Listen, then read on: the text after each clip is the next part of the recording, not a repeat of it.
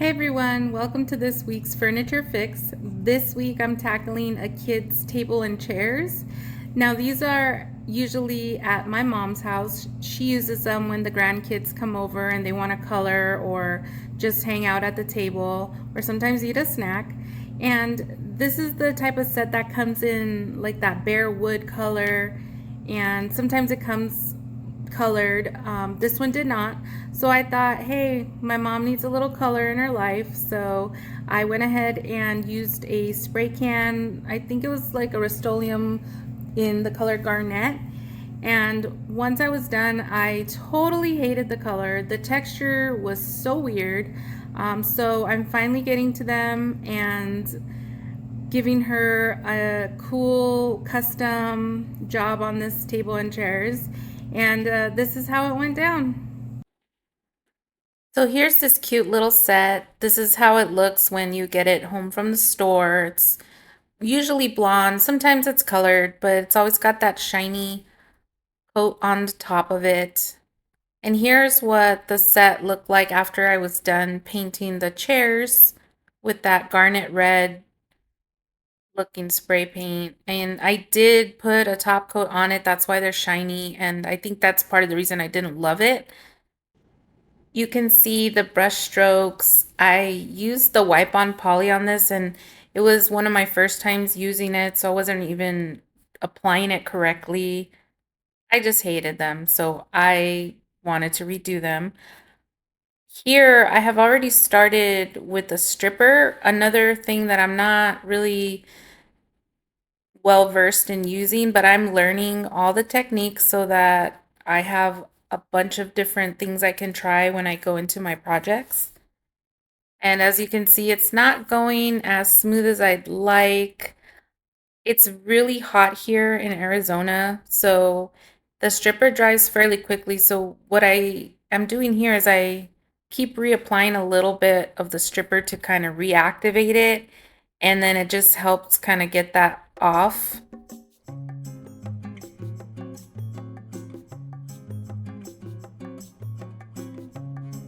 Using stripper is really messy, as you can see, and I've used it on a few projects, but it's not my favorite. I don't really get the results that I see some other YouTubers having, where it just kind of glides right off on the spatula there, and it's so satisfying looking. Yeah, I don't get that, and I have a feeling it's because it's so dry here. I have tried using the saran wrap method on some of the larger pieces that I've tried this on, but I don't find that it works so well. In the future, I do want to try the acetone or maybe play around with different brands of stripper and techniques, because I do like how quickly it takes off some of that top coat. I know you have to sand it regardless, but anything that makes the job go faster, I am willing to try.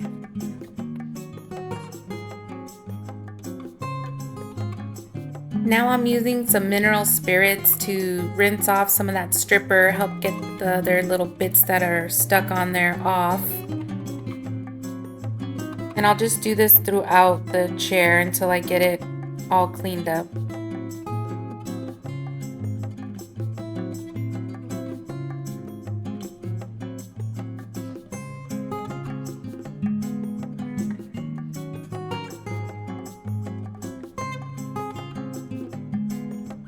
A lot of time is spent on trying to get into those little tight nooks and crannies in this chair. Anytime you have a lot of details or smaller furniture like this, it's time consuming, and you need to put on some good music or a podcast and just kind of get in the zone and enjoy the work, because as you'll see, it's just a lot of this, a lot of scraping away, sanding away, wiping away, and just know that in the end, all this prep work you're doing is going to pay off because it's going to look so nice.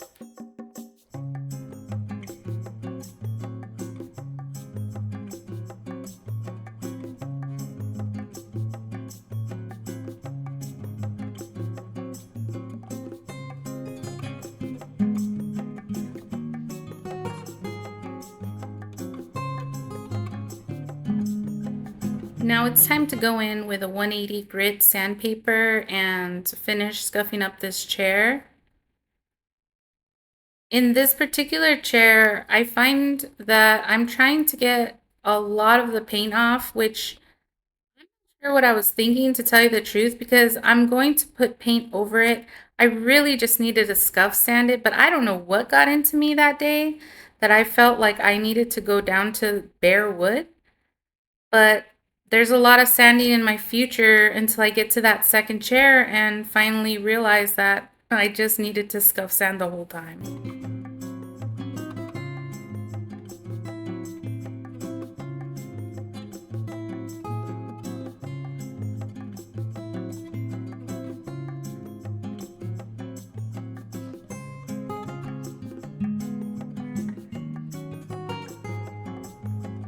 So I finally snapped out of it and realized that scuffing it was all I needed to do to begin with. And I might have thought that the paint job was really rough and maybe that's why I needed to go down deeper.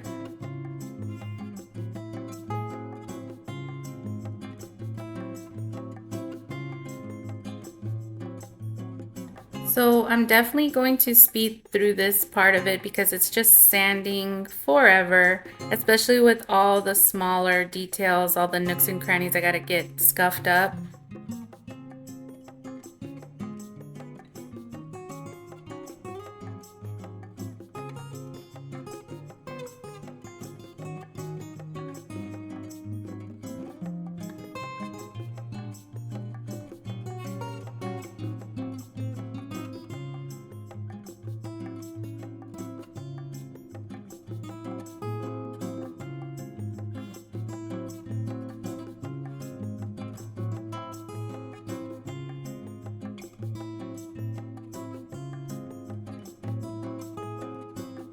Now it's time to tackle the table. I didn't do any work on the table beforehand, but there's a little bit of a shine to it from whatever sealer they used in the factory, I'm guessing. So I'm just going to scuff this up with the sander. I'm just taking a 180 to it, and then I'll probably move up to a 220 before I put primer on it.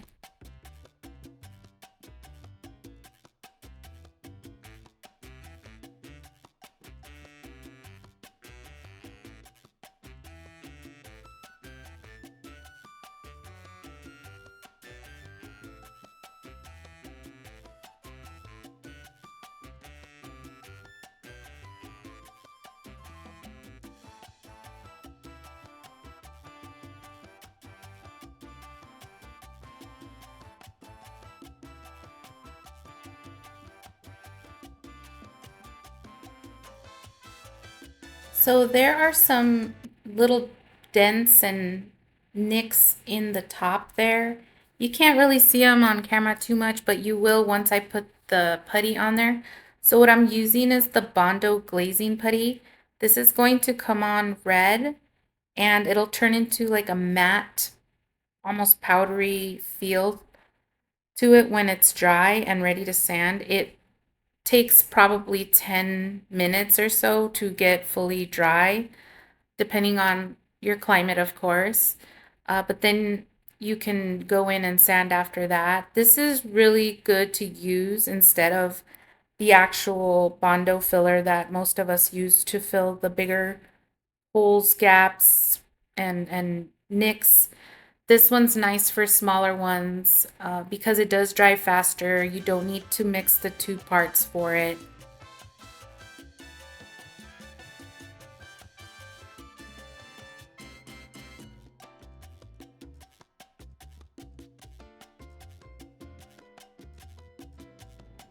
Once your putty is dry, you're ready to sand it. The trick to this is to use a hand sander or a block. Just lightly sand that away because if you use an orbital sander, it's going to take too much off and you're going to have to go back in and reapply some putty or wood filler.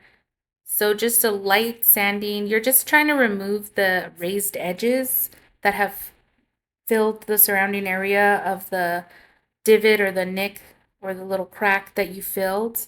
And trust me, a little light sanding is all you need, maybe with a 220.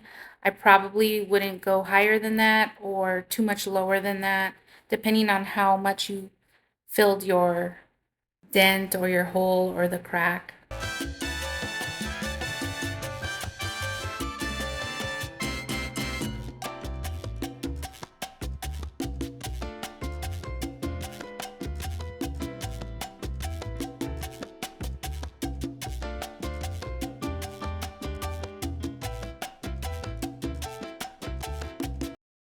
Looks like I primered the legs without you guys, but that's okay. I'm at the top now, so what I'm doing is just kind of brushing on the primer. You can brush the primer, you can roll the primer, or spray it. This is a small job, and I think what happened is I started using the brush for the legs just because they're smaller, and I figured why dirty up a roller or a mini roller. So I'm just gonna keep going with the brush. It's easy enough, it's a small enough job, and I'll finish off by sanding off any dust nibs that have landed on there or any rough areas right before I go in and paint.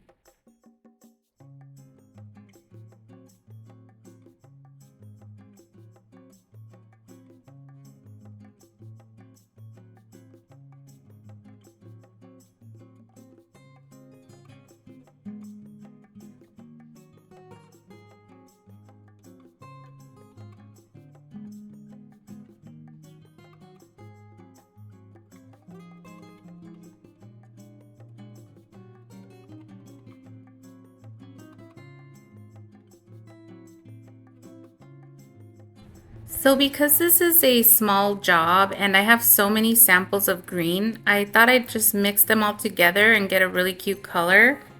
And I know I'm going to be top coating with my General Finishes satin top coat, so whatever paint I use, it isn't going anywhere. I don't have to worry about the grandbabies wrecking the table or the chairs because that top coat's going to be on there really nice and hard and going to last for many years.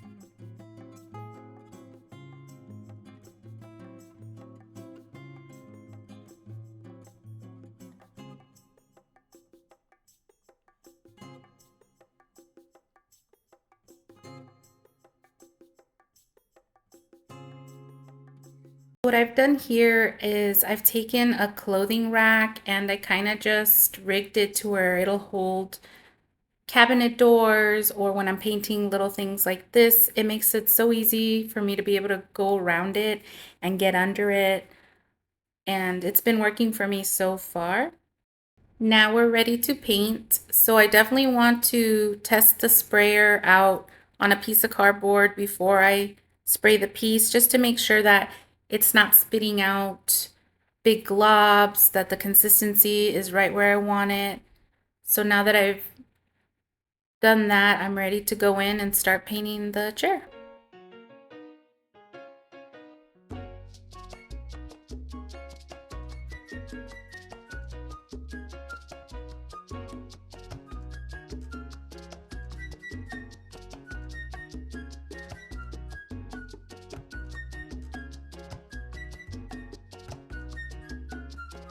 I'm painting inside the Wagner spray tent, and I do love this tent. The only thing is if you have something tall in there, you kind of have to work your way around and make it work. But so far, this tent has been great. Anytime I have anything bigger than this, I do drape off my garage or just kind of put down some old blankets on the driveway and go to town. Whatever makes the job go easier for you, that's what you should do. Now, if you are using this tent, I do recommend putting down a tarp, or in this case, it's an old shade that you roll down, like you put it on your porch. Instead of throwing it away, I've been utilizing it for the floor, which I've learned that if you don't have something like that, that floor gets really sticky with all the paint. So this is a good way for me to just kind of roll that up and not have to deal with any stickiness on the bottom of that tent when I'm putting it up. So now I'm coming in and smoothing out the table before I paint it. Just want to get rid of any bugs that may have landed on the primer or any dust bits that are on there, just so I get the smoothest surface before I put the paint on.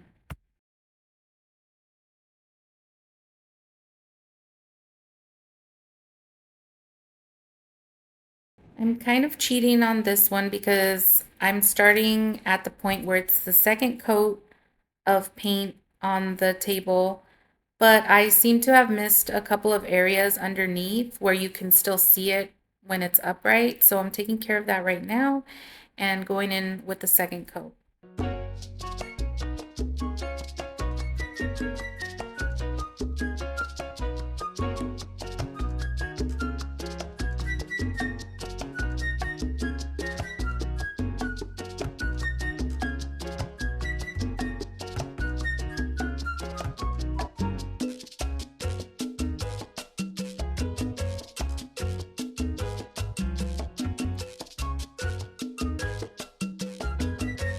So now I've got to cover up those little holes I made for the hooks so that I could put it on the clothing rack. Just going to take a little bit of the quick wood putty. You just roll it up in your hands. Now you should probably wear gloves, but I get in the zone and I forget to do little things like that. So you just want to knead it, get it warmed up and malleable so that you can place it wherever you need. And in this case, I really just need a little bit of that wood putty, and then it's going to get smoothed out and you won't ever even know there was a little hole there.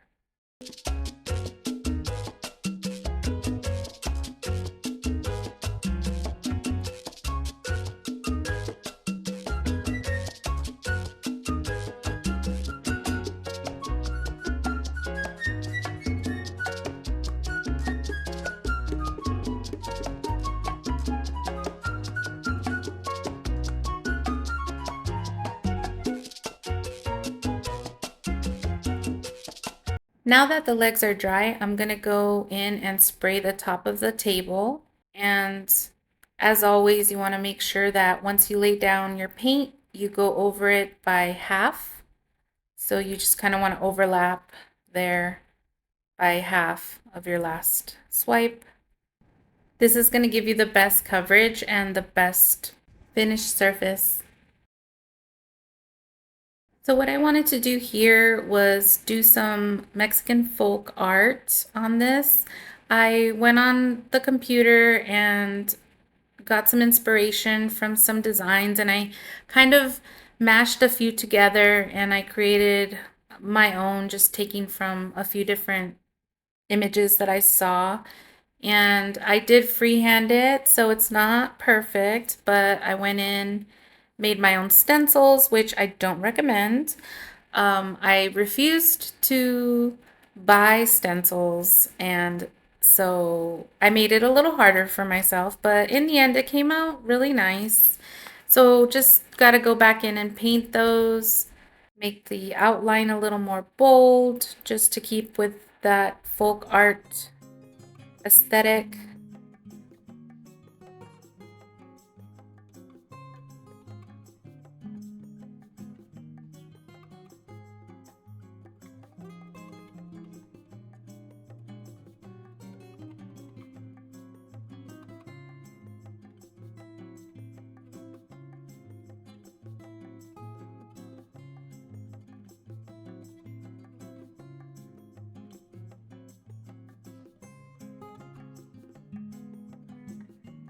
I really liked how these came out. I like the vivid colors. I'm not sure why it didn't videotape me doing the chairs, but those were not easy. Again, don't make your own stencils, but I'm really happy how it came out in the end. It was worth it. And it's time to top coat. So again, I'm testing out my sprayer, making sure there's no big spurts coming out. Everything is flowing the way I want it, nice and even, so it gets the best coverage.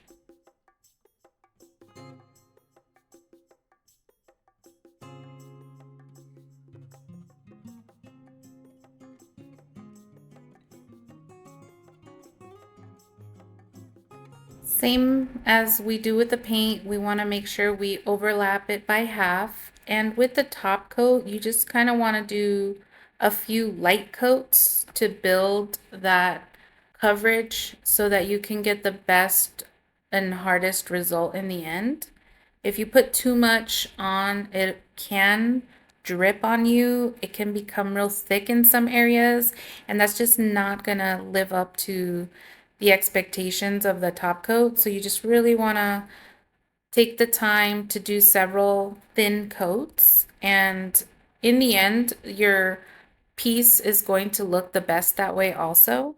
It's going to be less work for you because you're not going to have to be dealing with drips, especially when you have these longer surfaces that you've got to put that top coat on, because top coat is a little bit thinner, so it can run a little bit easier on you if you're not too careful.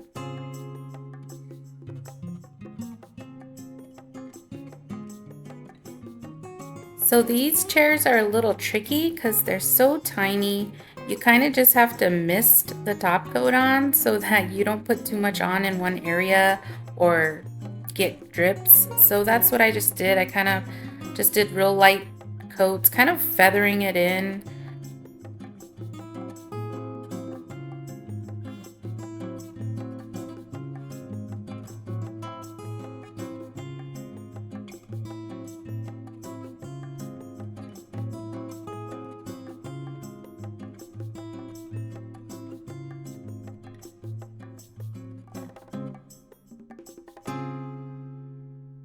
Let's take a look at where we started with this table and chair set, and here's where we are now. What do you guys think? Is this a glow up? I know I really loved how these turned out. I love the colors, but the most important part is that my mom loves these and the grandbabies absolutely love hanging out on this set. Thank you guys so much for supporting my channel, for watching this glow up journey, and I hope that I catch you next week on the Furniture Fix.